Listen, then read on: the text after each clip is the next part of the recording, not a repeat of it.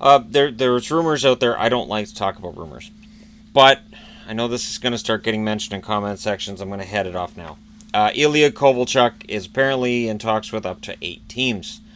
With Kovalchuk at age 35, I think expectations have to be tempered somewhat. I took a lot of heat for saying it last year during the summer. He ended up staying in the KHL for another year. Now he's talking about he wants to come back to the NHL, and winning is a priority. If winning's a priority, maybe he takes less money. Traditionally, that's not the way that Kovalchuk works.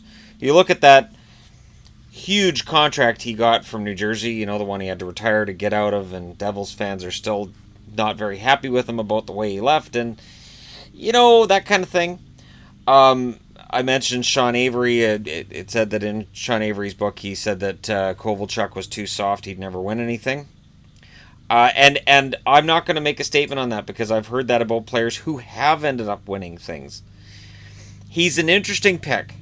If you look at Kovalchuk, I think if you expect a second-line winger who can score 25 to 30 goals and about 60 points, I think that's probably where he's going to be when he comes back. And that's still an excellent player. I don't think he is the franchise player he was when he was in Atlanta and then his first couple of years in New Jersey. He had a good run in New Jersey. And, as I said, the way that it ended left a bad taste in the mouth of some fans. Not just Jersey either. There were fans elsewhere that didn't like it very much. He signs this huge contract and then, I'm just going to quit and go home. If he wants to win, I would look at perhaps Pittsburgh, finding a way to get him in there. I wouldn't be totally surprised. And it may be one of those Marian Hossa situations where he signs a 1-year contract with a team that he thinks can win a cup, and then if they don't, he may move on. Now, if I'm a GM, I'm going to want to lock him up for probably 2 years. And you're probably going to see a 3 or 4 year contract if he's not just out gunning for a cup like Marian Hossa was when he went to Detroit and then he went to Pittsburgh. Other way around. He was in Pittsburgh and then he was in Detroit. So that was the he wanted to win that Stanley Cup. And then he signs that huge 12-year deal with Chicago where he finally got the Stanley Cups. I'll be interested to see how much money he gets. There's going to be all kinds of rumors about where he's going to sign because he's talking to a bunch of teams. And I don't know how many of these rumors are going to be generated by Kovalchuk or his agent. Because when you're talking to that many teams, to me that sounds like a bidding war. It sounds more like a bidding war than it does trying to win a Stanley Cup. Because you can't tell me there's 8 teams that right now look like they're going to win the 2019 Stanley Cup. And I just did the video on, Stanley Cups and how much this year's Stanley Cup final was extremely unpredictable. It's a tricky thing when looking for a Stanley Cup contender. And I've seen so many free agents that get signed by teams or players who get traded to teams. And the first thing they say is, I've got an excellent chance to win here. And then that gets used against them later.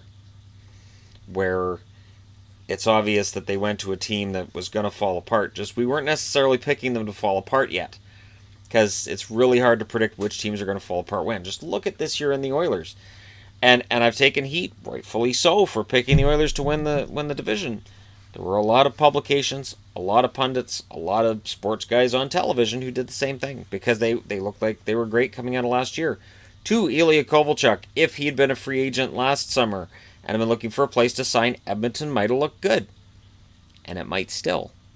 So is it a contending team from this year or is it a possible you can put us over the top in Edmonton thing? Now, Edmonton's in cap hell, so he'd have to sign for a really reasonable cap hit.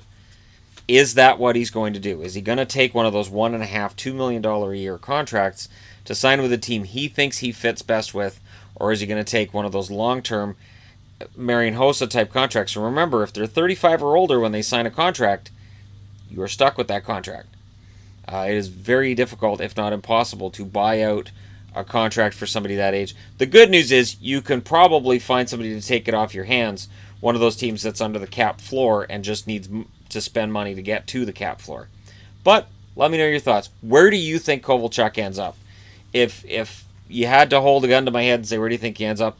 My immediate answer is the New York Rangers, only because over the years, the Rangers have acquired a reputation, and I mean decades, not just the past few decades. They've been the sexy location for for players to go to when they're UFA and they're looking for that run, and they see the Rangers as that team. And I'm not sure that I understand in some cases how that happened, especially in the late 90s. They just kept adding players. It's like, that's not your problem. But we'll see. And then if I honestly, I look at all the cap space that Vegas has. Would Kovalchuk be willing to sign in Vegas, or would he look at what happened with Shipachev and say, you know what? No. Or is Shipachev just an outlier, and does Kovalchuk say, I'm not Vadim Shipachev, I can do what he couldn't do. I can fit in with the Vegas Golden Knights and lead them next year to a potential Stanley Cup. Again, let me know who you think Kovalchuk's going to sign with. This is the last time I'm going to talk about it until, I would imagine, July 1st he will officially sign, and before that we will probably know where he's going. Thanks to that window of negotiations and players coming to a contract agreement before July 1st, we very often know where players are going before the 1st actually rolls around. So let me know your thoughts on the matter. Hit like and subscribe if you're browsing your way through. You just happened upon this video. Thank you guys so much for watching. I'll talk to you again soon.